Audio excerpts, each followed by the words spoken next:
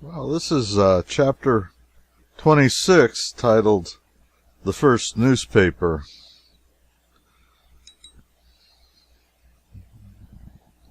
When I told the king I was going out disguised as the petty freeman to scour the country and familiarize myself with the humbler life of the people, he was all afire with the novelty of the thing in a minute, and was bound to take a chance in the adventure himself. Nothing should stop him. He would drop everything and go along. It was the prettiest idea he had run across for many a day. He wanted to glide out the back way and start at once, but I showed him that that wouldn't answer. You see, he was billed for the king's evil, to touch for it, I mean, and it wouldn't be right to disappoint the house, and it wouldn't make a delay worth considering anyway. It was only a one-night stand. And I thought he ought to tell the queen he was going away. He clouded up at that and looked sad. I was sorry I had spoken, especially when he said mournfully, "Thou forgettest that Launcelot is here, and where Launcelot is, she noteth not the going forth of the king, nor what day he returneth." Of course I changed the subject. Yes, Guinevere was beautiful, it is true, but take her all around, she was pretty slack. I never meddled in these matters, they weren't my affair, but I did hate to see the way things were going on, and I don't mind saying that much. Many's the time she had asked me, "Sir Boss, hast seen Sir Launcelot about?" But if ever she went fretting around for the king, I hadn't happened to be around at the time. That was a very good layout for the king's evil business, very tidy and credible. The king sat under a canopy of state. About him were clustered a large body of the clergy in full canonicals, conspicuous both for location and personal outfit. Stood Marinell, a hermit of the quack doctor species, to introduce the sick. All abroad over the spacious floor and clear down to the doors in a thick jumble lay or sat the scrofulous under a strong light.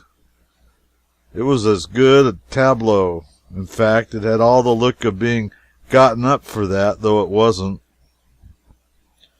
There were 800 sick people present. The work was slow. It lacked the interest of novelty for me, because I'd seen the ceremonies before. The thing soon became tedious, but the proprieties required me to stick it out.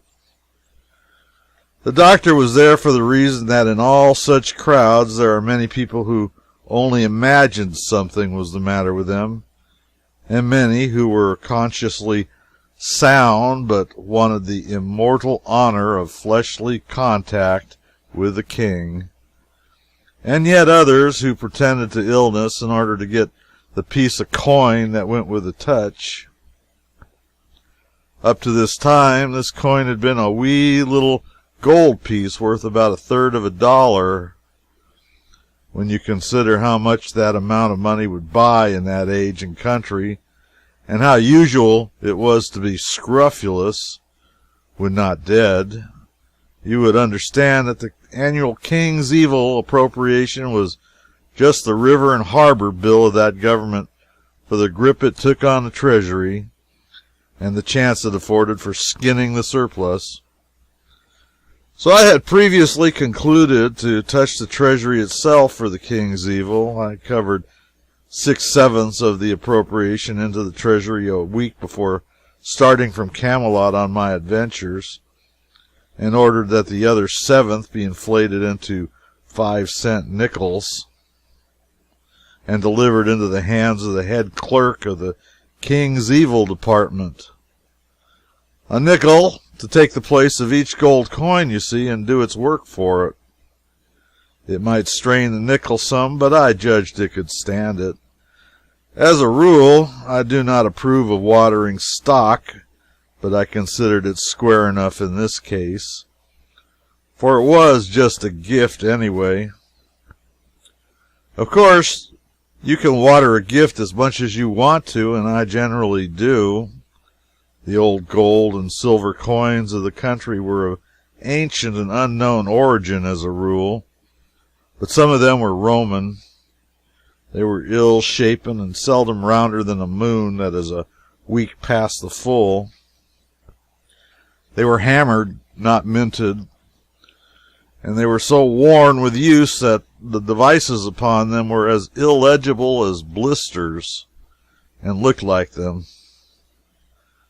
I judge that a sharp, bright new nickel with a first-rate likeness of the king on one side of it and Guinevere on the other, and a blooming pious motto, would take the tuck out of the scrofula as handy as a nobler coin, and please the scrofulous fancy more, and I was right.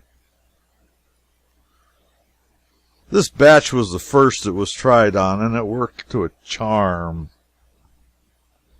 The saving in expense was a notable economy. You will see that by these figures. We touched a trifle over 700 of the 800 patients. At former rates, this would have cost the government about $240. At the new rate, it pulled through for about $35, thus saving upward of $200 at one swoop. To appreciate the full magnitude of this stroke, consider these other figures. The annual expenses of a national government amount to the equivalent of a contribution of 3 days' average wages of every individual of the population, counting every individual if he were a man. If you take a nation of 60 million, where average wages are $2 a day, 3 days' wages taken from each individual will provide $360 million and pay the government's expenses. In my day, in my own country, this money was collected from imposts, and the citizens imagined that the foreign importer paid it, and it made him comfortable to think so, whereas, in fact, it was paid by the American people and was so equally and exactly distributed among them that the annual cost of the 100 millionaire and the annual cost of the sucking child of the day laborer was precisely the same. Each paid $6. Nothing could be equaler than that, I reckon. Well, Scotland and Ireland were tributary to Arthur, and the united populations of the British Islands amounted to something less than 1 million. A mechanic's average wage was 3 cents a day when he paid his own keep. By this rule, the national government's expenses were $90,000 a year, or about $250 a day. Thus, by the substitution of nickels for gold on the king's evil day, I not only injured no one, dissatisfied no one, but pleased all concerned, and saved 4/5 of that day's national expense into the bargain. A saving which would have been the equivalent of $800,000 in my day in America. In making this substitution, I had drawn upon the wisdom of a very remote source, the wisdom of my boyhood. For the true statesman does not despise any wisdom, howsoever lowly may be its origin.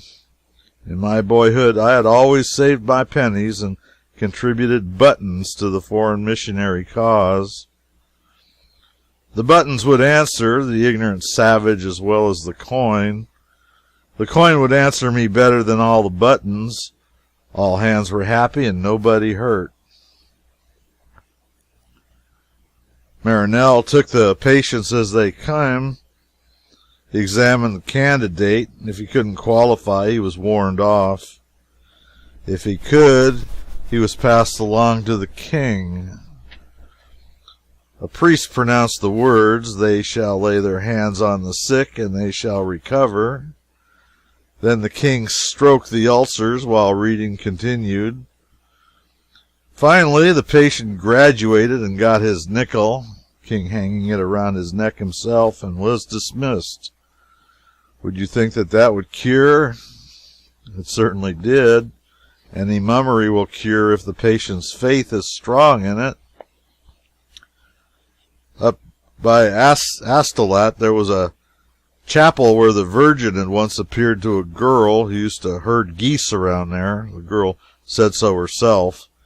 And they built the chapel upon that spot and hung a picture in it representing the occurrence.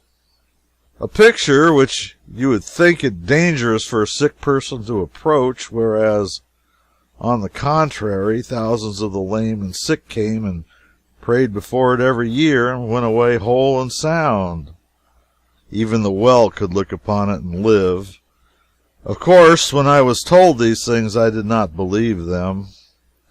But when I went there and saw them, I had to succumb. I saw the cures affected myself, and they were real cures and not questionable. I saw cripples whom I'd seen around Camelot for years on crutches and walk off without a limp.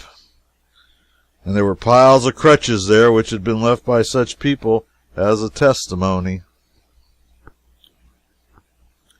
In other places, people operated on a patient's mind without saying a word to him and cured him. In others, experts assembled patients in a room and prayed over them and appealed to their faith, and those patients went away cured. Wherever you find a king who can't cure the king's evil, you can be sure that the most valuable superstition that supports his throne, the subject's belief in the divine appointment of his sovereign, has passed away. In my youth, the monarchs of England had ceased to touch for the evil, but there was no occasion for this diffidence. They could have cured it 49 times in 50. Well, when the priest had been droning for 3 hours and the good king polishing the evidences, and the sick were still pressing forward as plenty as ever, I got to feeling intolerably bored. I was sitting by an open window, not far from the canopy of state. For the 500th time, a patient stood forward to have his repulsiveness stroked. Again, those words were being droned out, "They shall lay their hands on the sick," when outside there rang a clear as a clarion a note that enchanted my soul and tumbled 13 worthless centuries about my ears. Camelot Weekly, Hosanna, and Literary Volcano, latest eruption, only 2 cents. All about the big miracle in the Valley of Holiness. One greater than kings had arrived, the newsboy. But I was the only person in all that throng who knew the meaning of this mighty birth and what this imperial magician was come into the world to do. I dropped a nickel out of the window and got my paper. The Adam newsboy of the world went around the corner to get my change. Is around the corner yet. It was delicious to see a newspaper again, yet I was conscious of a secret shock when my eye fell upon the first batch of display headlines. I had lived in a clammy atmosphere of reverence, respect, deference so long that they sent a quivery little cold wave through me. High time in the Valley of Holiness. The waterworks corked. Brer Merlin works his art but gets left. But the boss scores on his first innings. A miraculous well uncorked amid awful outbursts of infernal fire and smoke of thunder. The buzzard roosts astonished. Unparalleled rejoicings, and so on and so on. Yes, it was too loud. Once I could have enjoyed it and seen nothing out of the way about it, but now its note was discordant. It was good Arkansas journalism, but this was not Arkansas. Moreover, the next to the last line was calculated to give offense to the hermits and perhaps lose us their advertising. Indeed, there was too lightsome a tone of flippancy all through the paper. It was plain I had undergone a considerable change without noticing it. I found myself unpleasantly affected by the pert little irreverencies which would have seemed but proper and airy graces of speech at an earlier period of my life. There was an abundance of the following breed of items, and they discomforted me. Local smoke and cinders. Sir Launcelot met up with the old king. Agrivance of Ireland unexpectedly last week over on the moor south of Sir Balmoral Le Melvinus's hog pasture. The widow has been notified.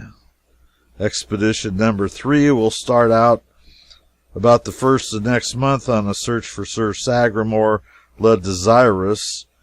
It is command of the renowned Knight of the Red Lawns, assisted by Sir Persant of Indy, who is competent, intelligent, courteous, and every way a brick, and further assisted by Sir Palamedes, the Saracen, who is no huckleberry himself. This is no picnic. These boys mean business.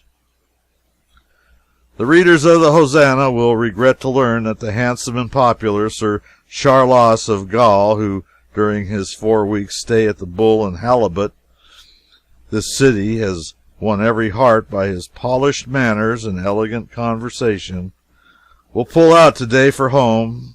Give us another call, Charlie.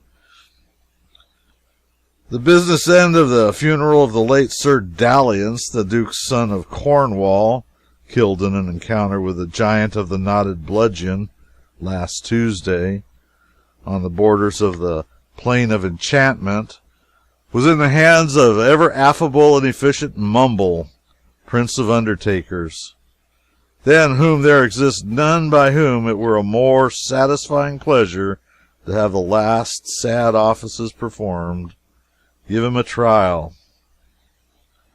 The cordial thanks of the Hosanna office are due, from the editor down to Devil, to the ever courteous and thoughtful Lord High Steward of the palace's third assistant valet for several saucers of ice cream, a quality calculated to make the eye of the recipients humid with gratitude, and it done it.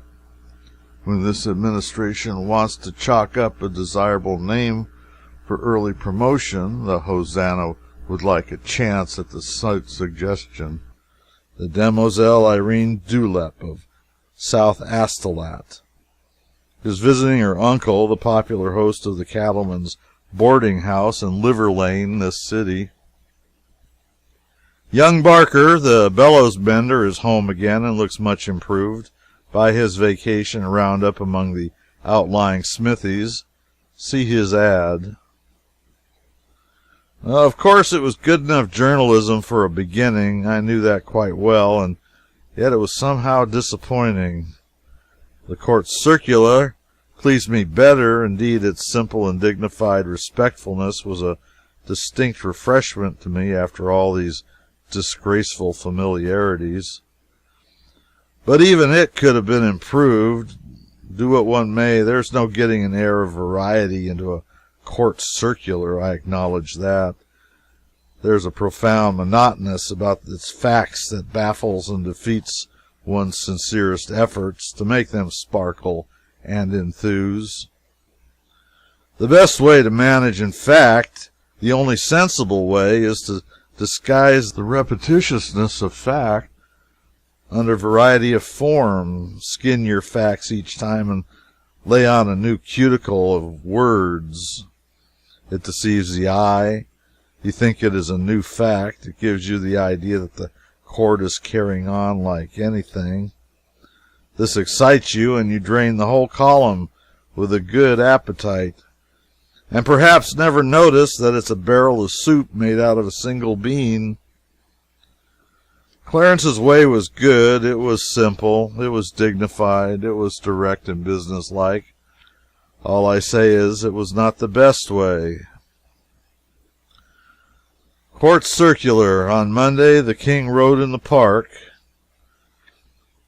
Divot Tuesday, divot, divot, divot. Divot Wednesday, divot, divot, divot. Divot Thursday, divot, divot, divot. Divot Friday, divot, divot, divot. Divot Saturday, divot, divot, divot. Divot Sunday, divot, divot, divot. However, take the paper by and large, I was vastly pleased with it. Little crudities of a mechanical sort were observable here and there, but there were not enough of them to amount to anything, and it was good enough Arkansas proofreading anyhow, and better than was needed in Arthur's day and realm, as a rule. The grammar was leaky and the construction more or less lame, but I did not mind such things. They are common defects of my own, and one mustn't criticize other people on grounds where he can't stand perpendicular himself. I was hungry enough for literature to want to take down the whole paper at this one meal, but I got only a few bites and then had to postpone because the monks around me besieged me with so eager questions. What is this curious thing? What's it for? Is it a handkerchief? Saddle blanket? Part of a shirt? What is it made of? How thin is it? How dainty and frail, and how it rattles. Will it wear, do you think? And won't the rain injure it? Is it writing that appears on it, or is it only ornamentation? They suspected it was writing because those among them who knew how to read Latin and had a smattering of Greek recognized some of the letters, but they could make nothing out of the result as a whole. I put my information in the simplest form I could. It is a public journal. I will explain what that is another time. It is not cloth. It is made of paper. Sometime I will explain what paper is. The lines on it are reading matter and not written by hand, but printed. By and by I will explain what printing is.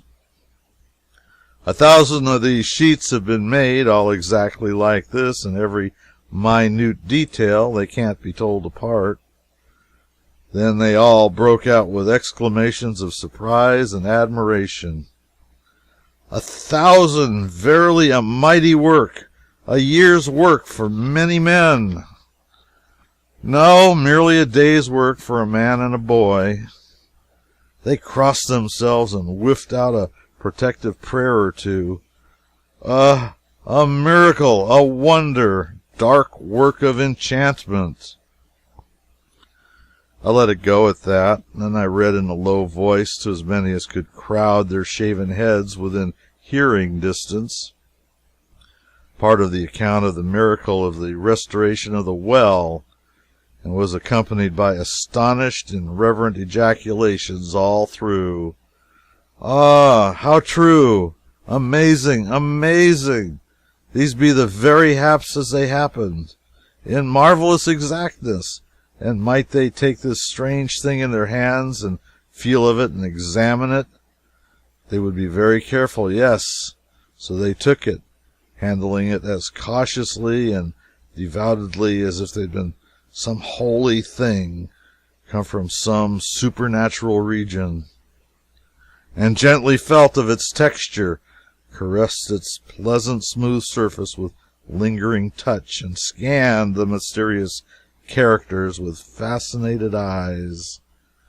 These grouped bent heads, these charmed faces, these speaking eyes, how beautiful to me! For was not this my darling, and was not all this mute wonder and interest and homage a most eloquent tribute and unforced compliment to it? I knew then how a mother feels when women, whether strangers or friends, take her new baby and close themselves about it with one eager impulse and bend their heads over it in a tranced adoration and make all the rest of the universe vanish out of their consciousness and be as if it were not for that time. I knew how she feels, and that there is no other satisfied ambition, whether of king, conqueror, or poet, that ever reaches halfway to that serene, far summit, or yields half so divine a contentment.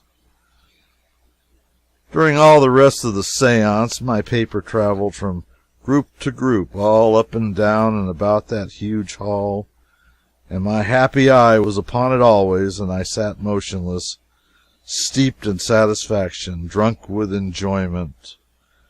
Yes, this was heaven. I was tasting it once, if I might never taste it more.